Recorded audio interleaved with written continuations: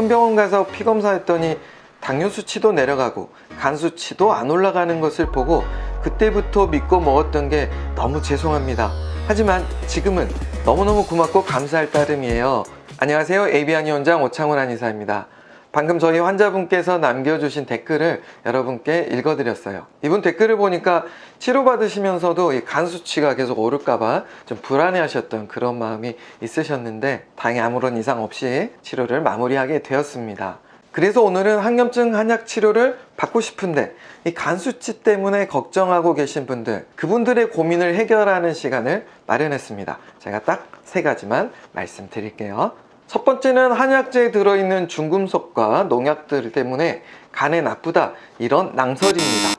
요즘은 거의 없는데 10여 년 전에 제가 처음 진료할 때만 해도 종종 물어보는 분들이 계셨어요. 그 즈음부터 한약재 유통관리를 이 식약처가 관리하게 되었고 엄격한 그 검사 기준들을 마련하게 되었는데요. 지금 한의원이나 한약국에서 사용하고 있는 한약재들은 바로 그 검사 기준을 통과한 약재들만 사용하게 되어 있습니다. 그러니까 여러분이 드시고 계신 밥 한 공기보다도 훨씬 더 안전한 그런 한약을 드시고 싶으시다면 한의원에서 진찰받고 처방받으시는 게 가장 안전해요.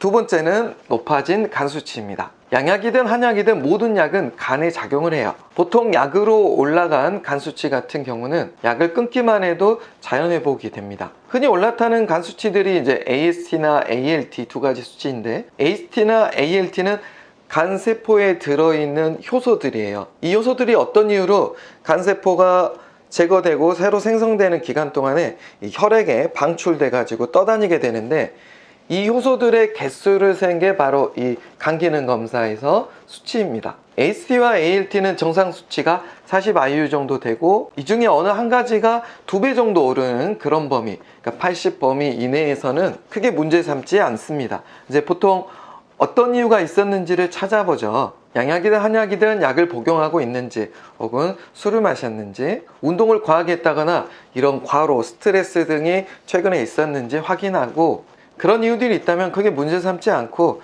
특별히 어떤 처방도 없이 지켜봅니다. 그게 끝나면 자연 회복이 되기 때문이죠. 2017년도에 그 한방 대학병원들에서 1,001명의 환자들을 대상으로, 입원 환자들이에요. 입원 환자들 대상으로 14일마다 간 수치를 체크한 그런 연구 결과가 있었어요. 1,001명 중에 6명만 간 수치가 올랐는데, 그분들도 이 AST 혹은 ALT 둘 중에 하나가 가볍게 오른 정도였습니다. 물론 한약 치료가 끝난 다음에 모두 자연 회복 되셨고요. 이 AST와 ALT는 간 이외에도 심장이나 손발의 그 근육들에도 들어있고 적혈구 안에도 들어있어요. 그래서 뭔가 활동을 많이 하게 되면은 이 세포들의 생성이 활발하게 이루어지면서 일시적으로 그런 정상 범위에서 살짝 오른 정도를 보이고 있습니다. 그러니까 운동을 많이 해도 이런 일이 생기는데요.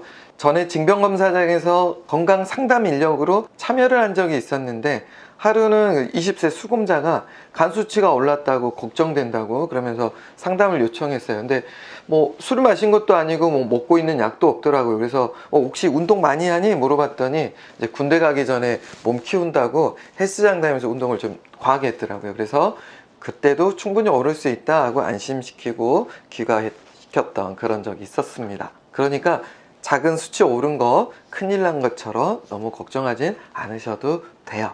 세 번째는 저 같은 한의사가 진찰하고 처방한 한약과 여러분이 어디 좋다더라 해서 드시던 그런 건강식품, 아니면 개인적으로 이렇게 끓여 드시는 한약재들, 이런 것과는 구별하셔야 돼요. 앞서 대학병원의 연구 결과는 진찰하고 맞춰서 처방했을 때 안정성을 보장한 거지, 한약재는 무엇이든 드셔도 안전합니다, 그런 뜻은 아닙니다. 그렇게 오해하시면 안 돼요.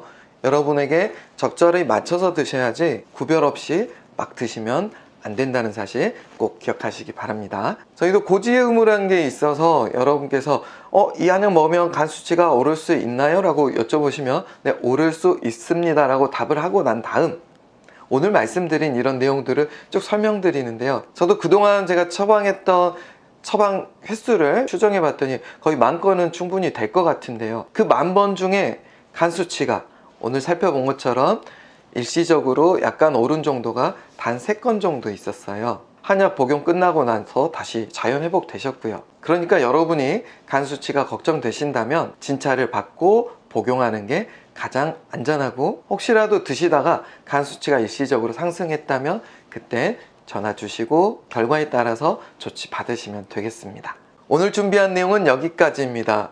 오늘 내용들이 여러분들의 그 간에 대한 불안을 좀 내려놓으시는데 도움이 되었기를 바랍니다. 어제보다 조금 더 나은 하루 되시길 바라고요. 저는 다음 시간에 뵙겠습니다. 안녕히 계세요.